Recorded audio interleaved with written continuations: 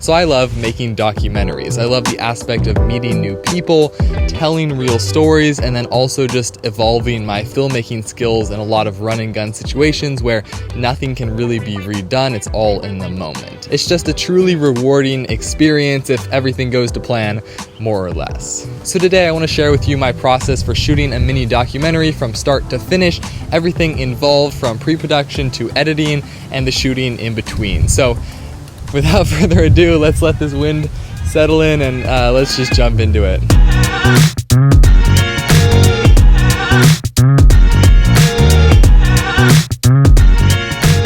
So first things first, of course, is pre-production, and I have to say that for a mini documentary like this, my pre-production is pretty minimal. I don't go into too much effort with it, but it's still good to just think about the project you're going to be working on and how it's going to come together in the final edit, especially if you're doing it entirely by yourself like I usually do.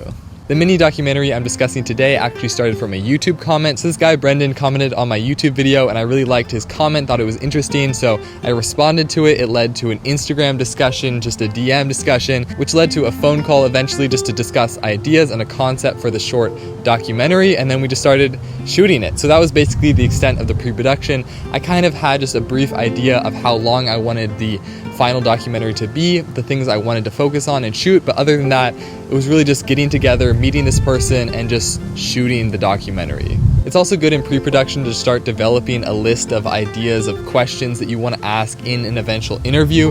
You can develop these questions throughout the project as you're shooting B-roll. I find that really effective to just think of ideas and come up with them in the moment, but it's nice to just start developing that list early. So in pre-production, that's a great thing to do. And then also in that initial phone call with the client or whoever you're doing the piece on, it's nice to develop a schedule, of course. So to figure out when they're available to shoot, for how long, and just to work that in, and then create your first shooting date.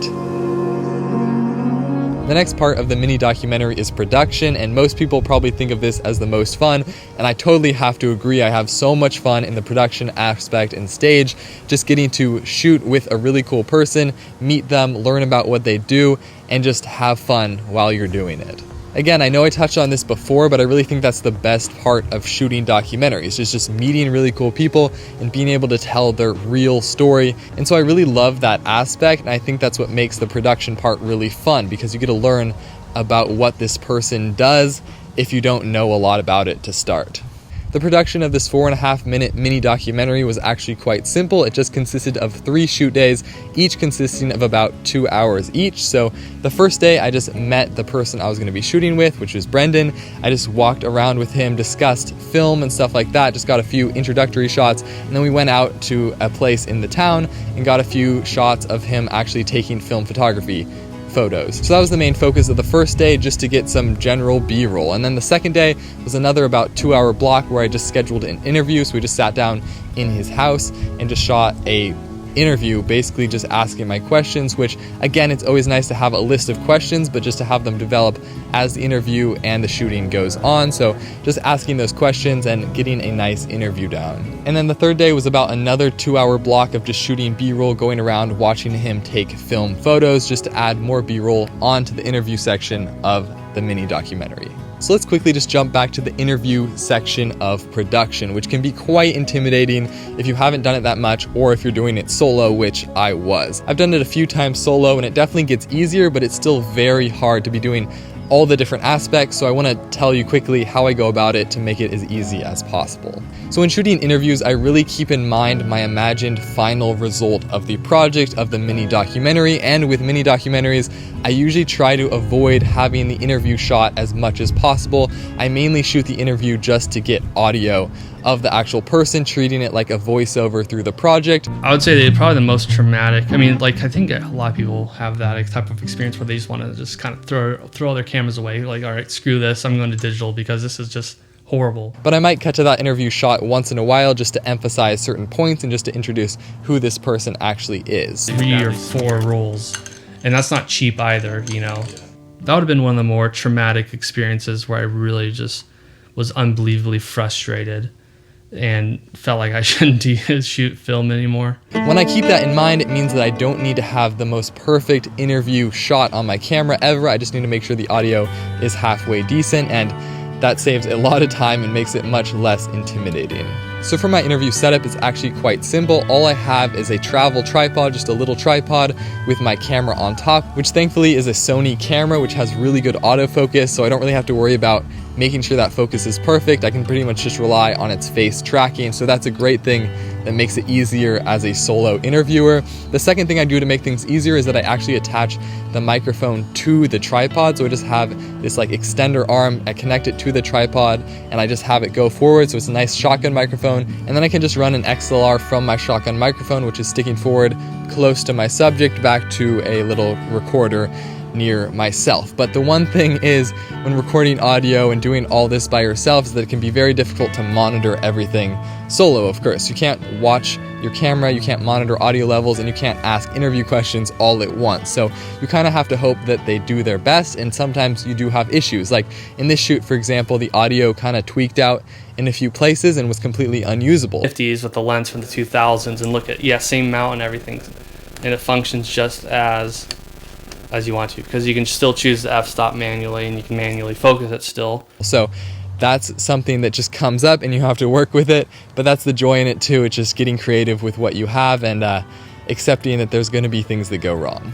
And then for the lighting on this interview, I tried to keep it quite simple because again, the more lights you add by yourself, the more you have to monitor and control, and it's quite difficult. So I just used one light panel on the left-hand side of my subject, pointed it down kind of like a key light, and I had a diffusion on it to make it look softer. So I basically just had that one light, and I like how moody it is just to keep that one side of the face kind of fading over to the other side, not too much light, just keeping it nice and simple. And then of course I did have a practical in the back, which is that window, adding a little bit of a hair light to add some depth. This just takes the pressure off of you immensely if you're shooting this solo, because you don't have to worry about monitoring the camera angle quite as much. You just have to make sure the shot looks pretty good and the audio is pretty good as well. Jumping back to how I shoot the B-roll for these projects, I pretty much keep it very simple, keep one camera, one lens on the camera pretty much the whole time, just so I don't have to worry about changing gear too much and getting things mixed up. I just basically follow around my subject, shoot what their actions are, just making sure that I get decent shots,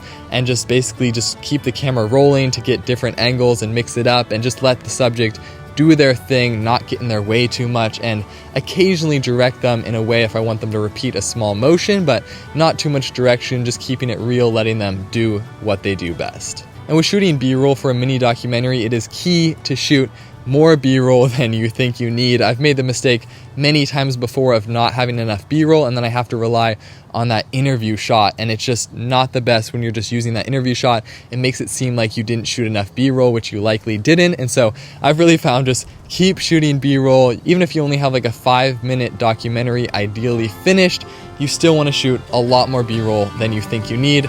You really won't regret it later.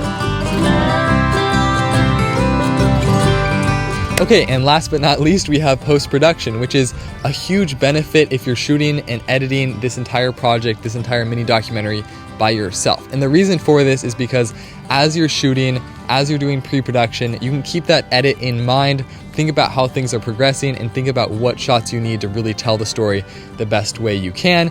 And also, if you're editing the same project that you've shot, especially with the interview, you know more or less what your subject has talked about, and so you know what clips and what segments from that interview you really want to use in that final project. So I think post-production is a huge advantage in that sense if you're shooting the entire project and editing it solo. When it comes to documentaries, organization is absolutely key. Any class you take will tell you that you really need to log your footage in order and keep track of everything. And it's definitely true in mini documentaries, but not quite to the same extent, because obviously you don't have as much footage in a 5-minute documentary as you do in an 1.5-hour one. So organization is important, but not quite as much. Since I usually only have 2 or 3 shoot days, and if I shoot it all myself, I'm pretty confident in knowing what footage is where and how it's gonna fit together. So I don't really need to do too much organization.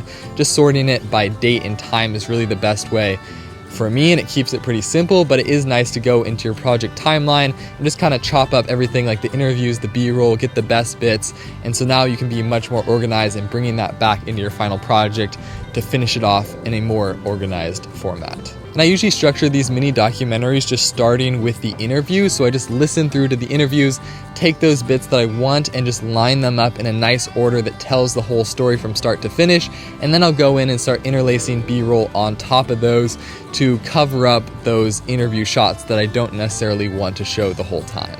And that's basically it. Add some color grading, some sound design, some music, and you're basically set with a very good mini documentary that tells hopefully a good story.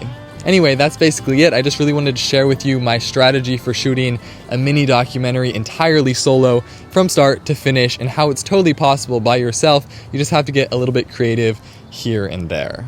If you want to watch the documentary that I was referencing in this video, just click up here. But that's it for today. Thank you as always for watching. I really appreciate it. If you like this video, be sure to like, share, and subscribe down below, and I will see you all next time.